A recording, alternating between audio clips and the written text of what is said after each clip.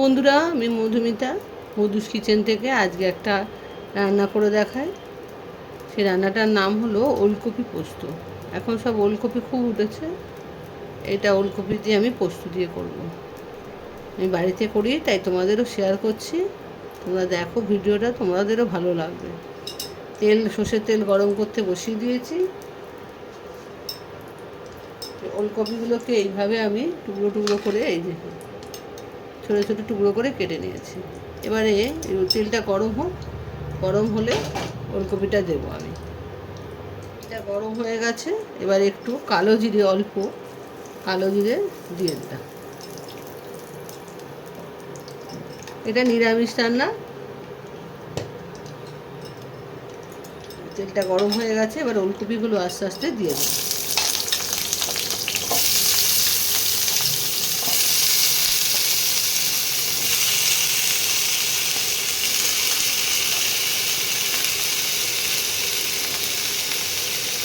ওলকপিগুলোকে একটু ভাজা ভাজা করে নিতে হবে, একটু ভাজা ভাজা করে নিই। ওলকপিগুলো ভাজা ভাজা হচ্ছে, এই সময় একটা আলু, বড় সাইজের একটা আলু কেটে, ওলকপির মতো কেটেছি, কেটে দিয়ে দিলাম।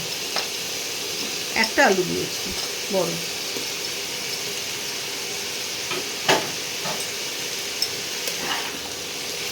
এবার আলুটাকে ওলকপির সঙ্গে একসঙ্গে ভেজে নেব। ওলকপিটা ভাজা ভাজা হয়ে গেছে, এবারে আমি জল দিয়ে দেবো। জল দিয়ে সেদ্ধ করতে দেবো। সেদ্ধ হয়ে নিই, তারপর বাকি রান্নাটা করব। অতিরিক্ত জল দেবে না, সামান্য জল দিয়ে সেদ্ধটা করে নেব।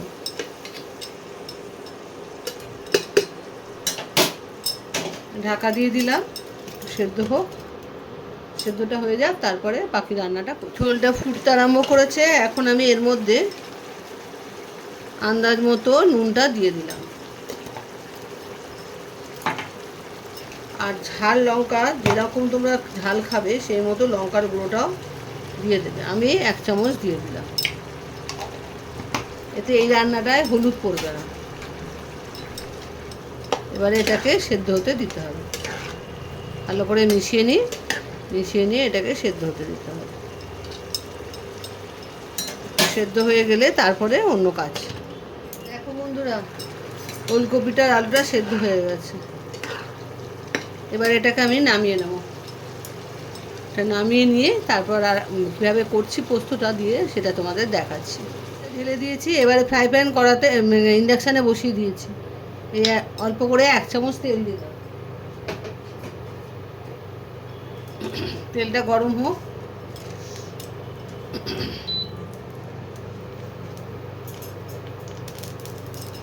তেলের মধ্যে প্রথমে দেব হিং।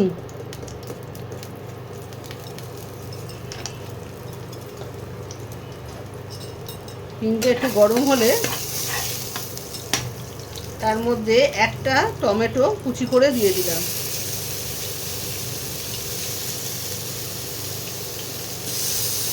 টমেটোটা একটু ভাজা ভাজা করতে হবে।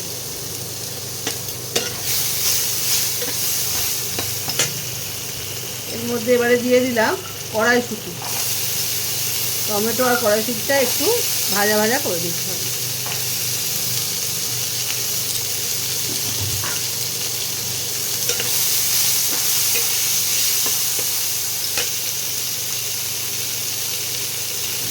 টমেটোগুলোকে নরম করার জন্য সামান্য একটু নুন, আগে নুন দেওয়া আছে, সামান্য একটু নুন টমেটোর উপরে দিয়ে দিলাম, যাতে তাড়াতাড়ি টমেটোটা নরম হয়ে যায়।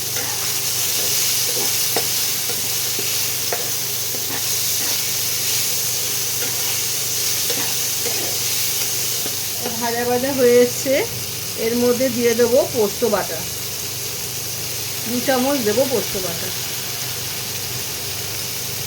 তরকারির আন্দাজ বুঝে পোস্তটা দেবে। তো পোস্তটাও একটু ভালো করে কাঁচা গন্ধটা চলে যাওয়া অবধি একটু কষাতে হবে। এর মধ্যে দিয়ে দেবো কাশ্মীরি লঙ্কার গুঁড়ো 1 চামচ, আর সামান্য একটু জল।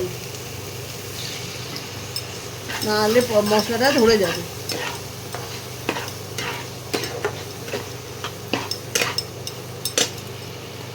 আর তোমরা যদি মিষ্টি খাও একটু মিষ্টি দিতে পারো, মিষ্টি না খেলে মিষ্টি দেবে না, কিন্তু এতে একটু মিষ্টি দিলে খেতে ভালো হয়।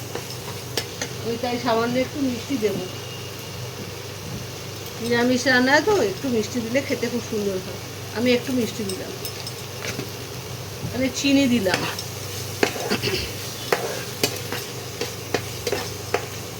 মশলাটা একটু কষিয়ে নিতে হবে, তারপরে ওই তরকারিটা যেটা সেদ্ধ করে রেখেছিলাম ওটা দিয়ে দেবো।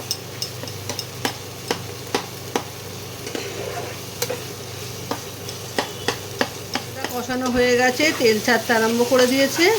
এইবারে আমি সেদ্ধ করা ওলকপি আর আলুটাকে দিয়ে দেবো।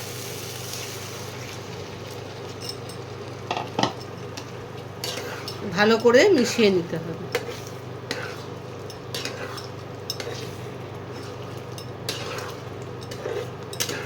ভালো করে মিশিয়ে একটু ফুটতে দিতে হবে। এই তরকারিটা কিন্তু গায়ে মাখা মাখা হয়, ঝোল থাকলে হবে না। এইবারে ভালো করে একটু ফুটলেই এটা গায়ে মাখা মাখা হয়ে যাবে। আমি ঢাকা দিয়ে দিলাম, একটু বাদে আবার তোমাদের হয়ে গেছে। এবার ঢাকাটা খুলছি, দেখো গায়ে মাখা মাখা হয়ে গেছে। পোস্ত তো ঠান্ডা হলে আরেকটু মানে শুকনো হয়ে যাবে। এবার আমি নামিয়ে নেব, নামিয়ে নিয়ে তোমাদের আবার দেখাচ্ছি। হয়ে গেছে দেখো বন্ধুরা, ওলকপি পোস্ত বা পোস্ত ওলকপি যাই বলো না কেন আমার রেডি। বেশিক্ষণ সময় লাগে না, খুব তাড়াতাড়ি রান্নাটা হয়ে যায়, খেতেও দুর্দান্ত হয়। তোমরা পুরো ভিডিওটা দেখো আর রান্নাটা করে খেও, দেখবে খুব ভালো লাগে খেতে। এখন শীতকালে তো এসব ওঠে, ওলকপি ফুলকপি কত কিছু ওঠে, বিভিন্ন রকমভাবে খেলে ভালো লাগে খেতে।